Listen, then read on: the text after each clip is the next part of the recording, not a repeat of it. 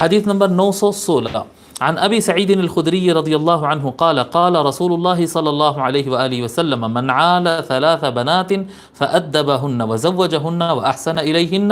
فله الجنہ۔ حضرت ابو سعید خدری رضی اللہ عنہ روایت فرماتے ہیں کہ رسول اللہ صلی اللہ علیہ وآلہ وسلم ارشاد فرماتے ہیں جو آدمی 3 بیٹیوں کو پالتا ہے اور ان کی اچھی تربیت کرتا ہے، فأدبهن، ان کو اچھی تعلیم، سلیقہ، تربیت وغیرہ سب ان کا انتظام کرتا ہے، وزوجهن، پھر اس کے بعد ان کی شادیاں کرا دیتا ہے، اور شادیاں کرا دیتا ہے اور ان کے ساتھ اچھا سلوک روا رکھتا ہے، ان سے اچھا تعلق رکھتا ہے، فلاح الجنہ، تو اس کی جنت پکی ہے،